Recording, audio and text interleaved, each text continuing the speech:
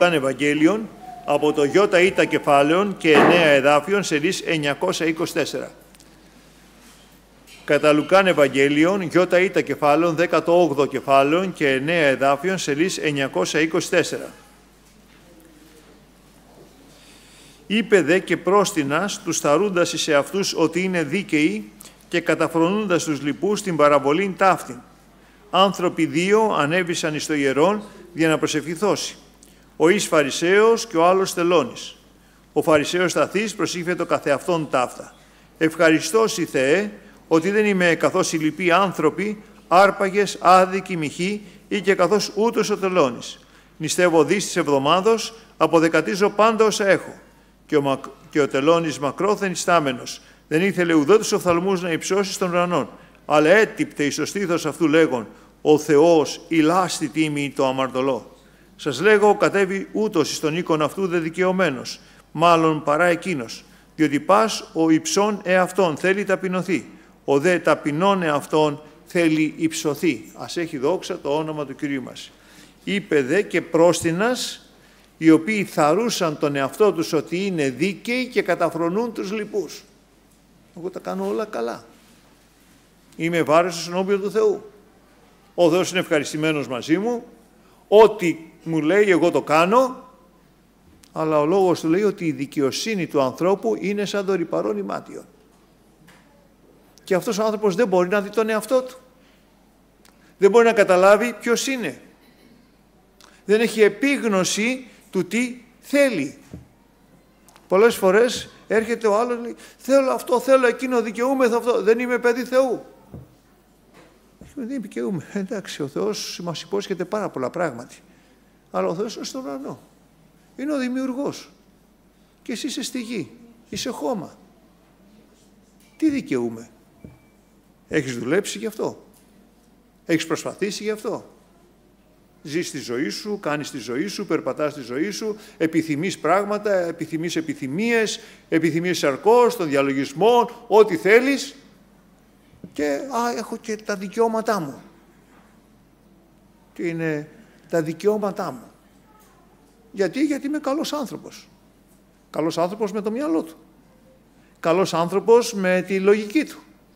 Καλός άνθρωπος με αυτά τα οποία έχει μεγαλώσει και στο περιβάλλον που έχει μεγαλώσει. Και βέβαια ο καθένας για τον εαυτό του νομίζει τα καλύτερα. Ο Δαβίδ λέει ένα πολύ ωραίο ψαλμό. Κύριε, δεν υπερηφανεύθη η καρδία μου, ουδέ υψώθησαν οι οφθαλμοί μου, ουδέ περπατώ σε πράγματα μεγάλα και υψηλότερα υπέρ εμέ. Βεβαίως υπέταξα και καθησύχασα την ψυχή μου, ως το απογεγαλακτισμένων πεδίων πλησίως της μητρός αυτού. Η ψυχή μου είναι ενεμή, ως το απογεγαλακτισμένο πεδίο. Δεν φούσκω στο μυαλό μου να τρέχω, να φαντάζομαι, να δικαιούμαι, θέλω αυτό, θέλω εκείνο και... Αφού δεν μπορείς να το έχεις. Πολλά πράγματα είναι και παράνομα από αυτό που ζητάνε οι άνθρωποι. Πολλά πράγματα είναι έξω από το Λόγο του Θεού, έξω από τη φυσιολογία του ανθρώπου, έξω από όλα αυτά τα οποία ο Θεός σε δημιούργησε. Αλλά έχω δικαιώματα. Εγώ δεν έχω δικαίωμα αυτό, δεν έχω δικαίωμα εκείνο και είμαι και καλός άνθρωπος. Όμως ο Κύριος έρχεται και τα βάζει τα πράγματα σε μία τάξη και σε μία σειρά. Και ο καθρέφτης, αδερφοί, για να δούμε πού είμαστε και τι θέλουμε, είναι ο Λόγος του Θεού. Βλέπετε ο Ιωσίας άρχισε να εξητεί τον Κύριο. Είναι αρκετό? Δεν είναι αρκετό. Καθάρισε όλη τη γη Ισραήλ από τα είδωλα και από όλα αυτά τα οποία δεν ήθελε ο Θεός. Είναι αρκετό? Δεν είναι αρκετό. Εν συνεχεία άρχισε να καθαρίζει τον ναό και άρχισε να τον περιποιείται. Δεν είναι αρκετό? Ούτε αυτό είναι αρκετό. Μα πότε θα φτάσω εκεί? Ένα πράγμα θα κάνουμε στη ζωή μας. Θα εξητάμε το πρόσωπο του Κυρίου. Και ο Θεός θα αποκαλύπτεται σε εμάς, θα φανερώνεται σε εμάς, θα μας αγιάζει, θα μας αγιάζει, θα μας αγιάζει. Και θα έρχεται η χάρις του Θεού και η ευλογία του Θεού και μέσα σε αυτή τη διαδικασία θα απολαμβάνουμε και θα γνωρίζουμε το Θεό καλύτερα. Θα έρχεται ο Θεός και θα φανερώνεται σε εμάς. Και όσο πιο καλά γνωρίζει κανείς τον Θεό, όσο περισσότερο μάλλον, όχι πιο καλά, όσο πιο περισσότερο τον γνωρίζει τον Θεό, τόσο πιο αμαρτωλός αισθάνεται. Τόσο πιο ουτιδανός αισθάνεται. Απ' τη μια αισθάνεται δύναμη, γιατί πράγματι η δύναμη του Θεού είναι πάνω του. Πράγματι καταλαβαίνει ότι ο Θεός τον αγαπάει. Αλλά καταλαβαίνει ότι και αυτός δεν αξίζει. Δεν είμαι ικανός για όλα αυτά. Δεν είμαι άξιος για όλα αυτά. Ουχή εγώ, λέει, αλλά η χάρις του Θεού ημετε μου. Όταν ξεκινάει ο Απόστολος Παύλος και λέει στους Κορινθίους, δεν είμαι άξιος να είμαι Απόστολος, γιατί κατεδίωξα την Εκκλησία του Θεού, αλλά χάρη τη Θεού είμαι ό,τι είμαι. Είμαι ο ελάχιστος των Αποστόλων. Πριν σε με χάρις αυτού δεν έγινε ματέα, αλλά περισσότερο πάντων εκοπίασα. Και ακούστε λίγο μετά. Πλην όχι εγώ, το ότι εκοπίασα παραπάνω δεν είναι και αυτό από μένα, αλλά είναι η χάρις του Θεού. Αργότερα στην Έφεσο θα γράψει, είμαι ο ελάχιστος των Αγίων. Ο ελάχιστος. Εσύ τα άφησες όλα. Έτσι αισθάνεται. Ότι μέσα στην Εκκλησία του Χριστού είναι ο ελάχιστος των Αγίων. Και στο τέλος της ζωής του θα πει ότι ο πρώτος αμαρτωλός. Είμαι ο πρώτος αμαρτωλός. Πώς το νιώθει αυτό? Όπως το νιώθει και ο Ισαΐας, καθώς πλησιάζει και βλέπει το θρόνο του Θεού, βλέπει τη δόξα του Θεού. Μέχρι την ώρα είναι προφήτης, προφητεύει, ελέγχει το λαό αυστηρά.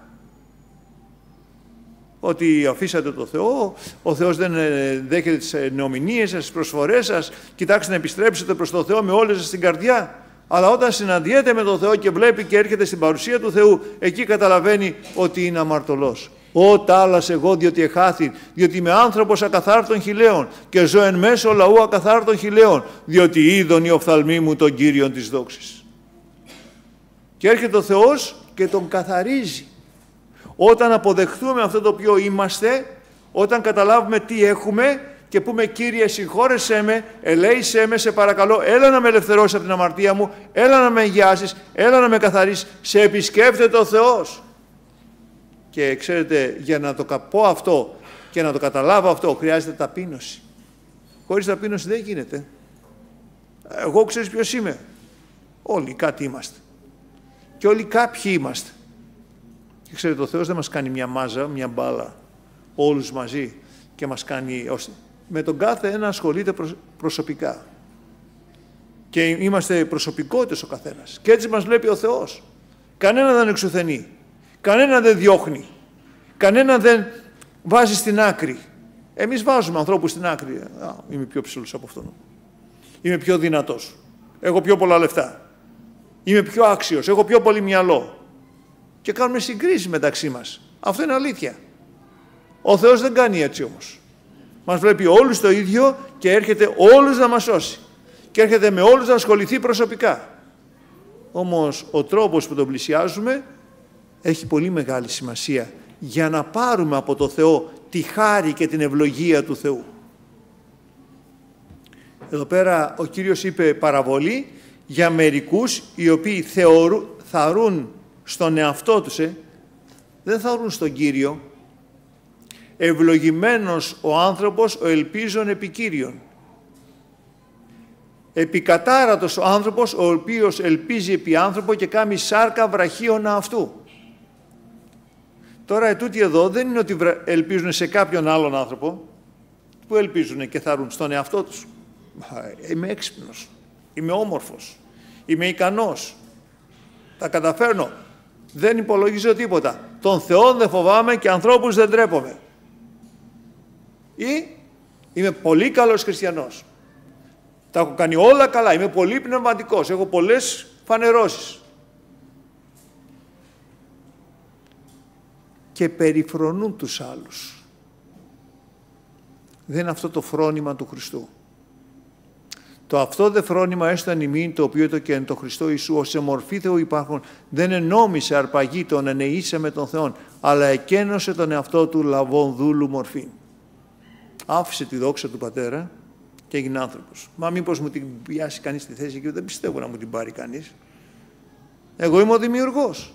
Πάντα δι' αυτό έγιναν και χωρίς αυτού δεν έγινε ουδέν το οποίο έγινε. Και δεν μας περιφρόνησε, αλλά ήρθε και κάθε και έγινε ίδιος με εμάς. Και ήρθε και μας μίλησε. Και αφού μας μίλησε, μετά το σταυρώσαμε. Τον ανεβάσαμε στο σταυρό για να μας σώσει. Για να μας κάνει οικείους Του, συμπολίτες των Αγίων και οικείοι του Θεού. Και ο Κύριος είπε αυτή την παραβολή για να μας δείξει τη διαφορά. Δύο άνθρωποι πήγαν στο ιερόν για να προσευχηθούν. Ο ένας είναι Φαρισαίος και ο άλλος είναι τελώνης. Φαρισαίος σημαίνει αφιερωμένος. Ό,τι μου πει ο Θεός το κάνω. Βέβαια, αφού ο Κύριος μας τους έλεγξε, τώρα στην εποχή μας Φαρισαίος σημαίνει υποκριτής. Γραμματείς και Φαρισαίοι υποκριτέ τους είπε ο Χριστός, και αυτό που τους είπε ο Χριστός έμεινε. Έμεινε 2.000 και χρόνια τώρα Φαρισαίοι υποκριτέ. Και όταν λέμε κάποιος είναι Φαρισαίος τώρα στην εποχή μας, εννοούμε ότι είναι υποκριτής. Στην εποχή εκείνη, Φαρισαίος σημαίνει αφιερωμένος. Εγώ τα κάνω όπως τα θέλει ο Θεός. Και μάλιστα βάζαν και τους άλλους και υποχρεώναν και τους άλλους να κάνουν ακριβώς. Δεκατίζανε τον δίωσμον, το 10ο. Τους νόμους, τις θυσίες, ακριβώς. Αλλά ο Χριστός, ξέρετε, τους είπε, αφήσατε την αγάπη, την αλήθεια και το έλεος. Αυτά έπρεπε να κάνετε, εντάξει, και εκείνα να μην αφήνετε. Εντάξει, κάνε τα δέκατά σου, κάνε τις προσφορές σου, κάνε τις θυσίες σου, αλλά μην ξεχνάς να αγαπάς. Μην ξεχνάς να σπλαχνίζεσαι. Μην ξεχνάς να κάνεις ορθή κρίση και να μην παραβλέπεις την κρίση του φτωχού. Να παίρνεις λεφτά και να κάνεις τα στραβά μάτια. Δεν το θέλει αυτό ο Θεός. Ο ένας λοιπόν είναι Φαρισαίος, ο οποίος θεωρεί τον εαυτό του ότι θα ρίξει τον εαυτό του, τα κάνει όλα καλά, και είχαν φτιάξει μια τάξη τέτοια μέσα στο λαό που ο λαός ήταν υποχρεωμένος να τους ακούει και καταδυναστεύαν τον λαό με τους νόμους και τους κανόνες που βάζανε. Και ο άλλος είναι τελώνης. Οι τελώνες ήταν από τους πιο αμαρτωλούς, θεωρούνται την εποχή εκείνη, γιατί η αλήθεια είναι ότι κάνανε παρανομίες. Τι κάνανε? Ήτανε αυτοί που λαμβάναν τους φόρους από τους Ρωμαίους, και βέβαια εκεί πέρα γινόταν μια διαπραγμάτευση και καταπιέζαν το λαό και παίρναν παραπάνω και κάναν το λαό να στενάζει. Γι' αυτό και ήταν οι τελώνες και οι αμαρτωλοί. Ο Φαρισαίος λοιπόν πάει να σταθεί ενώπιον του Κυρίου. Ευχαριστώσει Θεέ, γιατί δεν είναι όπως οι άλλοι άνθρωποι. Εγώ διαφέρω. Είμαι διαφορετικός, ανώτερος, πνευματικός. Προφητεύω, θα λέγαμε στην εποχή μας. Κηρύττω, θα λέγαμε στην εποχή μας. Κάνω όλο το Ευαγγέλιο, δεν μου φεύγει τίποτα, όλα ακρίβεια. Αλλά και δεν είμαι όπως οι άλλοι άνθρωποι, άρπαγες, άδικοι, μοιχοί, ή και αυτός ο τελώνης. Το βλέπεις εδώ πέρα πίσω που έχει έρθει. Και κοπανάει το στήθος του. Έτσι δεν γίνεται τελώνη να βρεις γιατριά. Άλλα πράγματα πρέπει να κάνεις. Πρέπει να με ακολουθείς εμένα. Οι άνθρωποι λένε το μυαλό σου και μια λίρα. Δεν είναι έτσι. Δεν τα λέει καλά ο Φαρισαίος. Δεν τον δέχεται ο Φαρισαίο ο Θεός.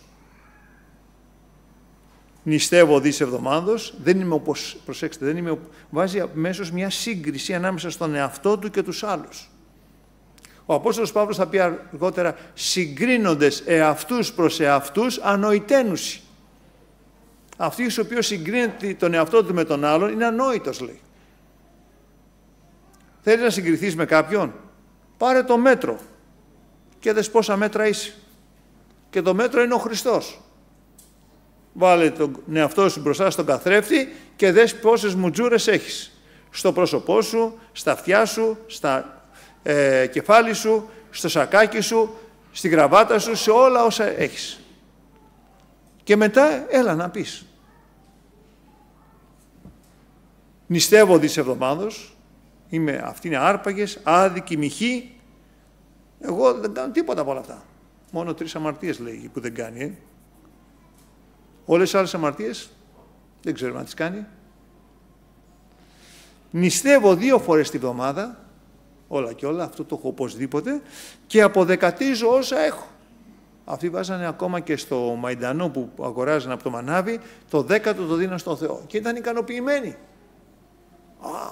Πήρα 10 ματσάκια, μαϊντανό, το ένα το πήγα στην εκκλησία. Όλα και όλα, εγώ είμαι ακριβής. αλλά μέσα του περιφρονεί τους πάντες. Και ο Θεός δεν τον δέχεται, ο Θεός δεν τον ακούει. Πίσω του ήταν ένας τελώνης, αμαρτωλός, πολύ αμαρτωλός. Τόσο αμαρτωλός που ο Φαρισαίος παρέα δεν θα έκανε μαζί του. Να έρθω σπίτι σου. Όχι, είσαι καλά παιδάκι μου, θα μολυνθούμε. Τι δουλειά έχω εγώ με σένα? Μα να μου πεις για το Θεό. Άμα γίνεις δούλος δικός μου, θα έρθεις. Ευχαριστούμε τον Χριστό γιατί μας καλεί κοντά Του να μας σώσει. Όχι να μας κάνει, να μας υποτάξει, να μας καταδουλώσει. Και αφού έρθει κοντά Του, πάμε κοντά Του και δούμε πόσο μας αγαπάει, πόσο ενδιαφέρεται για μας, πόσο πραγματικά θέλει να μας κάνει ευτυχισμένους. Και αφού μας το δείχνει, ξέρετε τι λέει μετά? Αν θέλεις, έλα πίσω μου. Αυτός είναι ο Ιησούς Χριστός. Και πρέπει να μάθουμε και εμείς να είμαστε έτσι. Ο τελώνης καθόταν λίγο πιο μακριά, δεν είχε παρησία να μπει μέσα. Εγώ αμαρτωλός, τι δουλειά έχω μέσα εκεί?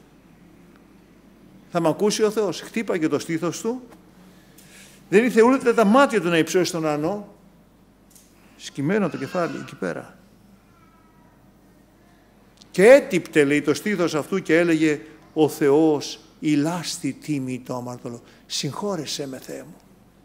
Ελέησέ με, Θεέ μου. Να με συγχώρεσέ.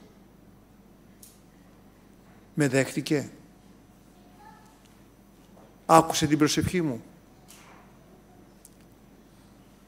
Θα μου απαντήσει ο Θεός? Ξέρετε τι λέει ο Κύριος? Θα σου απαντήσει ο Θεός.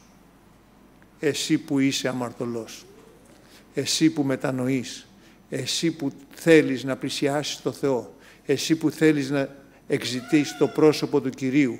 Μα είμαι πολύ αμαρτωλός. Δεν έχει καμία σχέση. Όσο και αμαρτωλός και αν είσαι, ο Κύριος σε δέχεται και θέλει να σε βάλει στην αγκαλιά Του, θέλει να σε ντύσει, θέλει να σε περιποιηθεί, θέλει να σε ευλογήσει, θέλει να σε βαφτίσει με Πνεύμα Άγιο, θέλει να σε θεραπεύσει, θέλει να σου δώσει ό,τι έχεις ανάγκη. Αρκεί τι? Να πάω μετανοημένος ενώπιον Του, αναγνωρίζοντας αυτό που είμαι. Θα πω ότι είμαι πιο αμαρτωλός, ούτε θα υπάρχει κανένα μέτρο αμαρτιών. Αλλά θα πρέπει να είμαι αυτό που είμαι, να ξέρω ποιος είμαι. Να ξέρω ότι είμαι αμαρτωλός. Να ξέρω ότι αυτό που κάνω δεν ευαρεστεί το Θεό. Αυτό που κάνω είναι μακριά από το Θεό. Και να πάω μετανοημένος και να πω: Κύριε, ελέησέ με, συγχώρεσέ με. Ο Κύριος λέει: κατέβει στον οίκον αυτού δε δικαιωμένος παρά εκείνος. Ποιος? Ο τελώνης. Ο Θεός άκουσε τον τελώνη. Τον τελώνη, τον αμαρτωλό. Καλά, εμένα δεν μ' ακούει. Δεν σ' ακούει. Εγώ διακρίσιν ήρθα εις τον κόσμο, είπε ο Χριστός, για να βλέπωσι οι μη βλέποντες και να γίνωσι τυφλοί οι βλέποντες. Κύριε, για μας το λες αυτό? Λένε οι Φαρισαίοι. Εάν λέγατε ότι ήμασταν τυφλοί, εγώ θα σας άνοιγα τα μάτια. Τώρα λέτε ότι βλέπετε, η τύφλωσή σας λοιπόν μένει. Τι ξεκινάμε? Κύριε, θέλω εσένα. Αρχίζω και εξητάω το πρόσωπο του Κυρίου. Αρχίζω και διώχνω αυτά τα οποία νομίζω ή ξέρω ότι ο Θεός δεν τα θέλει από τη ζωή μου. Αρχίζω και θέλω ο Θεός να έρθει δίπλα μου. Και τώρα βάζω μετά τον εαυτό μου μπροστά στον καθρέφτη που είναι ο Λόγος του Θεού. Και πολλά πράγματα δεν τα κάνουμε όπως τα θέλει ο Θεός. Αλλά όταν δω ότι κάνω κάτι που δεν το θέλει ο Θεός, τότε λέω: Κύριε, συγχώρεσέ με και βοήθησέ με να το κάνω όπως το θέλεις εσύ. Βοήθησέ με από εδώ και πέρα να κάνω αυτό που θέλεις εσύ και όχι αυτό που θέλω εγώ. Εάν πάμε με ειλικρίνη ενώπιον του Θεού, ο Θεός θα μας ακούσει. Ο Θεός θα μας ελεήσει. Ο Θεός θα μας επισκεφθεί. Θα μας δώσει αυτή τη χάρη ώστε πραγματικά να έρθει στη ζωή μας και να αλλάξει τη ζωή μας. Θέλω να ζήσω το Ευαγγέλιο. Προσέξτε, δεν σας ρωτάω αν θέλω να είμαι σε μια εκκλησία. Θέλω να ζήσω το Ευαγγέλιο. Θέλω να είμαι μαζί με τον Χριστό. Θέλω τον Χριστό να μου απαντάει τις προσευχές, να θεραπεύει το παιδί μου, να πηγαίνει καλά η δουλειά μου, να βγάζω λεφτά παραπάνω, να έχω κι άλλο ένα αμάξι. Δεν έχω και σπίτι, να πάρω και ένα σπίτι. Γι' αυτό το θέλεις τον Θεό. Γι' αυτό κατέβηκε ο Χριστός. Μα αυτά δεν τα έχω ανάγκη. Τα έχω ανάγκη και ο Θεός θα σου δώσει και πολύ περισσότερα θα σου δώσει. Αλλά το πρώτο που έχεις ανάγκη και έχουμε ανάγκη όλοι μας είναι να συμφιλιωθούμε με τον Θεό. Να βρεθώ στο περιβάλλον του Θεού, να γίνω οικείος του Θεού, συμπολίτε των Αγίων, να γίνουμε και οικείοι του Θεού. Να επιθυμώ στην καρδιά μου να είμαι πάντοτε μαζί με τον Κύριο και να είμαι ευάρεστος στα μάτια του Θεού. Και τότε πραγματικά ο Θεός χαίρεται. Και τότε μένω στην αγάπη του Πατέρα. Μένω στην αγάπη του Ιησού Χριστού. Και απολαμβάνω τη χάρη του Θεού στη ζωή μου. Η χάρη του Θεού είναι αγάπη, χαρά, ειρήνη, μακροθυμία. Χριστότης είναι όλος ο καρπός του Αγίου Πνεύματος. Είναι αυτή η αγαλίαση της σωτηρίας που έρχεται μέσα στην ψυχή μου. Είναι αυτή η ασφάλεια που νιώθω κοντά στην παρουσία του Θεού. Ότι είμαι ασφαλής. Φεύγει το άγχος, φεύγουν οι αγωνίες, φεύγουν οι φόβοι. Όχι ότι δεν θα έρθουν δυσκολίες. Όχι ότι δεν θα έρθουν προβλήματα. Αλλά με τον Χριστό μαζί θα διαχειριστώ και θα περπατήσω και θα αντιμετωπίσω κάθε τι που μου συμβαίνει στη ζωή μου. Και θα έχω ειρήνη στην καρδιά μου. Θα έχω την αγάπη του Θεού μέσα στην ψυχή μου. Και θα περιμένω τον Κύριο να έρθει να με παραλάβει για να ζήσω αιώνια μαζί Του και να βλέπω το πρόσωπό Του διαπαντός. Στο σπίτι του κατέβει δικαιωμένος μάλλον ο τελώνης παρά ο Φαρισαίος. Διότι πας, αυτός είναι κανόνας τώρα που μας λέει εδώ πέρα ο Κύριος μας, διότι πας ο υψών εαυτόν θα ταπεινωθεί. Είναι κανόνας αυτός. Είτε είμαι χριστιανός είτε δεν είμαι χριστιανός. Αυτός ο κανόνας ισχύει μέσα στην κοινωνία. Ισχύει ανάμεσα στους ανθρώπους. Ταπεινώνεται ο άνθρωπος, έρχεται ο Θεός και τον υψώνει. Υψώνεται ο άνθρωπος και περπατάει εν υπερηφανία. Υπάρχουν άνθρωποι οι οποίοι κάνουν την αμαρτία εν υπερηφανία. Θα φάνε το κεφάλι τους. Δεν θα πάνε καλά. Και πολύ χειρότερα αν χριστιανός άνθρωπος του Θεού, ο οποίος επαγγέλλεται θεοσέβεια και λέει ότι είμαι άνθρωπος του Θεού, κάνει την αμαρτία εν υπερηφανία. Εγώ θα κάνω αυτό που θέλω. Κάνε αυτό που θέλεις. Αλλά θα το βρεις μπροστά σου. Ό,τι σπείρει ο άνθρωπος, τούτο και θέλει θερήσει. Ο σπείρων στη σάρκα θέλει θερήσει εξ σαρκός φθοράν. Ο σπείρων στο πνεύμα θέλει θερήσει εκ του πνεύματος ζωήν αιώνιον. Αυτοί είναι πνευματικοί νόμοι οι οποίοι ισχύουν και καμιά φορά ο Θεός μου φέρε αυτό, γιατί επέτρεψε ο Θεός αυτό. Αφού έτσι σπέρνεις. Αυτά σπέρνεις και αυτά φυτρώνουνε. Είναι αποτέλεσμα του τρόπου που έχτισες, του τρόπου που έσπηρες το χωράφι σου.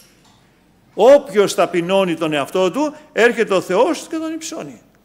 Ο Θεός στους περηφάνους αντιτάσσεται, στους ταπεινούς δίδει χάρη. Ξέρετε, ο πρώτος που έφερε την υπερηφάνεια μέσα στη δημιουργία ολόκληρη ήταν ο διάβολος. Ο οποίος τη σκέφτηκε, θα καθίσω στο θρόνο του Θεού και θα είμαι όμοιος στο υψίστο. Και την ίδια ώρα έπεσε. Ο Κύριος μας ο Ιησούς Χριστός λέει, έβλεπον τον σατανά ως αστραπήν εκ του ουρανού πεσόντα. Σαν μια αστραπή, εκεί που ήταν στα ψηλά, ήταν χερούβ επισκιάζω. Είχε μεγάλη λαμπρότητα και πολλή σοφία του δώσε ο Θεός. Ένα ιδιαίτερο δημιούργημα. Καθώς σκέφτηκε ότι θα είναι ίδιος με τον ύψιστο και θα κάθισε δίπλα στο θρόνο του Θεού, έπεσε σαν μια αστραπή. Αυτοί είναι πνευματικοί νόμοι οι οποίοι ισχύουν στη δημιουργία και ξέρετε, ο διάβολος από εκεί και πέρα δεν μπορεί να μετανοήσει, γιατί δεν έχουν αυτή την αίσθηση και τη συναίσθηση. Εκείνο που κάνει είναι να αντιστέκεται στο Θεό και στο θέλημα του Θεού και να προσπαθεί να παρασύρει τον άνθρωπο κόντρα στο Θεό. Όταν υπερηφανεύεσαι, ακολουθείς τον διάβολο. Όταν ταπεινώνεσαι, ακολουθείς τον Χριστό. Ο Χριστός είναι πράος και ταπεινός στην καρδία. Να ταπεινωθώ. Και τι είναι αυτός που θα ταπεινωθώ? Και θα με δει ο άλλος. Και θα με φάνε και θα με δαγκώσουν και θα με κάνουν. Και θα... Όχι αδερφέ, μη σκέφτεσαι έτσι. Όταν ακολουθείς τον Χριστό είσαι εν ασφαλεία. Φεύγει, έχεις ειρήνη στην καρδιά σου. Θα έχεις χαρά μέσα στην ψυχή σου. Θα απολαμβάνεις την αγαλία της σωτηρίας. Το πνεύμα των γεμνονικών θα σε στηρίζει και ο Κύριος θα είναι ο υποστηρικτής σου. Θα είναι ο καλός σου ποιμένας, ο οποίος θα σε οδηγεί εις βοσκάς κλωεράς και εις ύδατα αναπαύσεως. Όποιος λοιπόν ταπεινώνει τον εαυτό του, ο Θεός έρχεται και τον υψώνει, και όποιος υψώνει τον εαυτό του, έρχεται ο Θεός και τον ταπεινώνει. Εμείς θα είμαστε από εκείνους οι οποίοι θα ταπεινώνουμε τον εαυτό μας. Τα μετανοούμε για τις αμαρτίες μας. Μια ταπείνωση είναι αυτή, να αναγνωρίζω αυτό που έκανα, τα λάθη μου, τα ελαττώματά μου, τις αδυναμίες μου, και να πω, Κύριε, συγχώρεσέ με, και θα πηγαίνω να συγχωρούμε στον Κύριο και θα ταπεινώνω τον εαυτό μου και ο Θεός θα ευαρεστείται σε μένα. Θα ζητάω συγγνώμη από τον συνάνθρωπό μου καθώς θα κάνω λάθος και ο Θεός θα σε ευλογεί. Αν πάντω ζητήσω συγγνώμη, αυτός άρχισε. Εσύ ζήτα συγγνώμη για αυτό που έκανες. Και αν θέλει θα σου ζητήσει και αυτό συγγνώμη για αυτό που έκανε εκείνος. Αλλά θα έχεις την ευλογία του Θεού. Θα έχεις τη χάρη του Θεού επάνω σου. Θα έρχεται ο Θεός και θα σε ευλογεί και θα ευαρεστείτε σε σένα. Το πνεύμα της δόξης και το του Θεού θα αναπαύεται επάνω σε σένα. Και το θέλουμε αυτό. Το θέλουμε. Γιατί αισθάνεσαι μετά ειρήνη, χαρά, πληρότητα Αγίου Πνεύματος, τη χάρη του Θεού επάνω σου και πραγματικά δοξάζουμε τον Θεό. Ήρθε ο Κύριος να ευλογήσει τον Λόγο Του μέσα στην καρδιά μας.